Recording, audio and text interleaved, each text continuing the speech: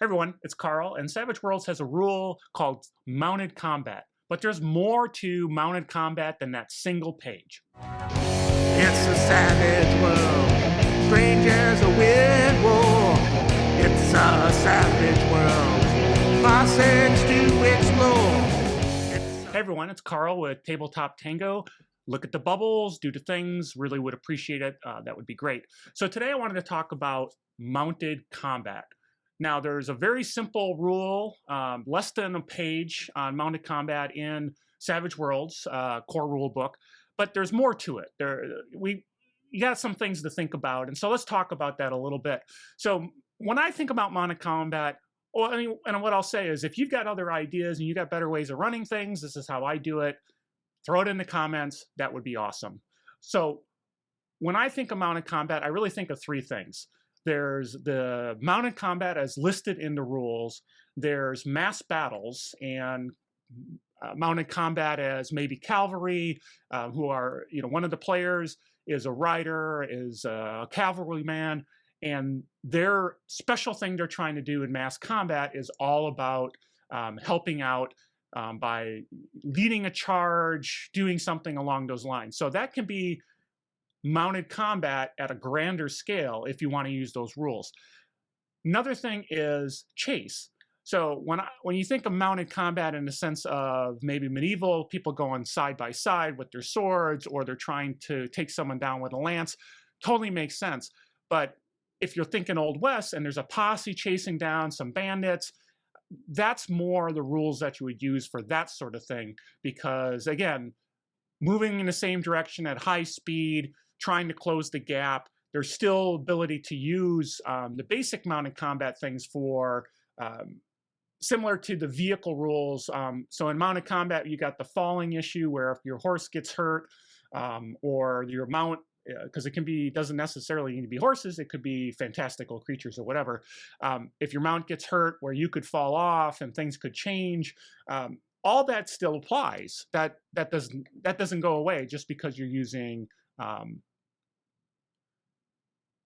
chase.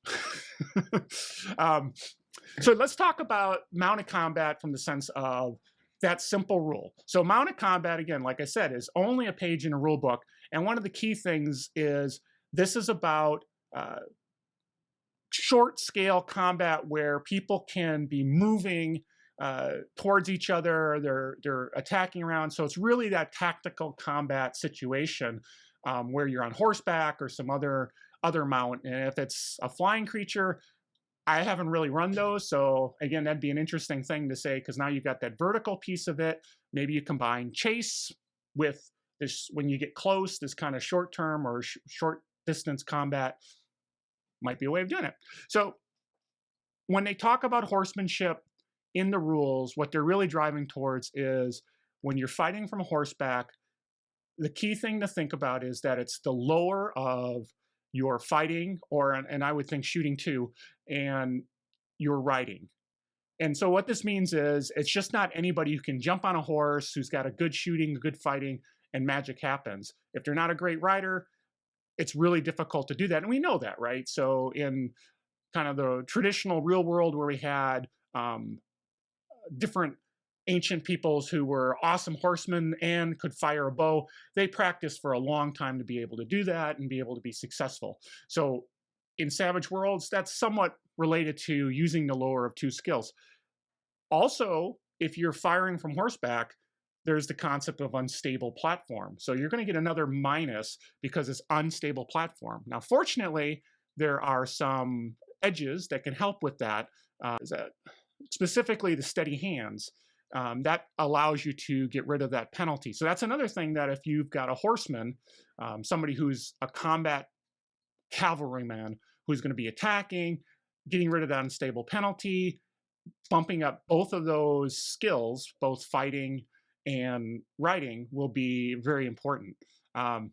Some other things that are interesting in mounted combat is now the damage side of it. So if you're hit, and you get shaken or stunned or a wound, you can possibly fall off your mount. So you have to make a riding roll.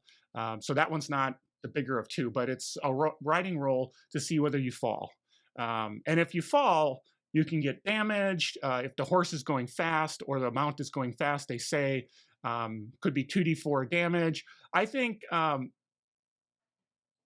you can take advantage of falling damage too. I mean, depending on how far you're falling from the horse or the mount, especially if we're talking about something that's huge, like you're riding a dragon across, or you're landing a dragon, whatever. I mean, you can think about it in that way. Another item to think about is if somebody misses. So there's the concept in the missed range attack section that talks about where the steed is following the innocent bystander rule. And so what that means is if you roll a 1 on your attack die and your wild die misses, the animal could get hit. And I would say it's a GM call, if that makes sense, because that's pretty harsh, right? So you can miss, and if you get that 1, well, now you actually still hit the animal. And if the animal gets shaken or wounded, it could possibly throw the rider, right? It rears up. The rider needs to make a riding roll, just like if they've gotten shaken or wounded, and potentially falls off at the same impact. So I think it's really up to the game master to decide whether it applies in that situation, which is true of the regular innocent bystander rule. So interesting stuff. I also think it'd be really cool if your animal, so let's say we talk about a horse or a war horse, and both of those are listed in the core book in the bestiary. So you can look at those and understand. But I think it'd be kind of cool that if you really have a horse that's a war horse, it's been trained, I think things like if it's getting shaken or wounded, it's going to push through. And so it'd be interesting to leverage or create an edge around horsemanship where you've got that bond with the animal, and maybe you can link it to something like beast bond for better control or create your own edge. I think that'd be a kind of a cool idea to again make horseback combat, if that's an important part of your game, another edge or something that somebody can leverage that makes them even more effective in combat. So I think that'd be kind of cool. So the last thing then they talk about is charging. And so charging, if a rider moves more than 6 inches or 6 inches, or at least 6 inches or more, they get a +4 as they're charging. So, think about medieval, they've got a lance, they're coming in and they're charging and try to hit their foe. They get a +4 if they succeed in their fighting attack. What's kind of cool is there's also the idea of setting a weapon. So if they're coming in, there is a possibility for the defender to set a weapon. They have to be on hold first before the rider, and then obviously they have to interrupt that action. So, and interrupting is that athletics check, that opposed athletics check. So if they get that, then they'd be able to attack. They'd be able to attack. And so whoever's got the highest reach then, even though, they've interrupted action, they get a +2 to their roll.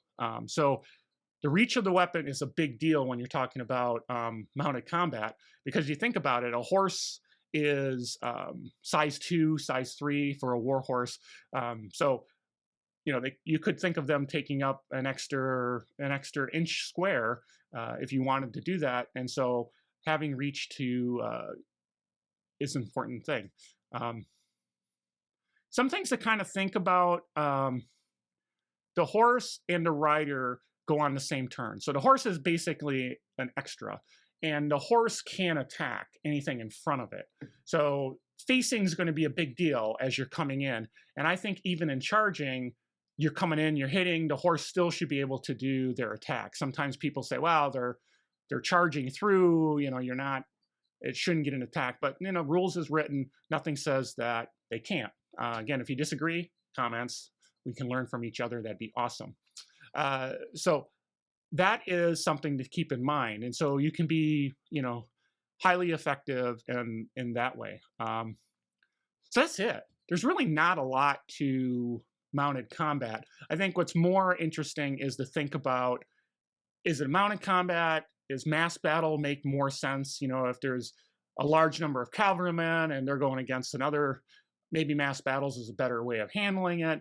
Obviously, if these horses and the riders aren't coming at each other in a combat situation where if you get knocked down, you're still moving and waiting for somebody to come in. Keep in mind the moving rule or movement rules in case you want to mount your horse again. All that comes into more close-in combat, and then mass battles really doesn't apply. But if you're chasing someone down, then chase rules are probably a better way of doing it, but you can still leverage all the things with falling off or the animal being wounded.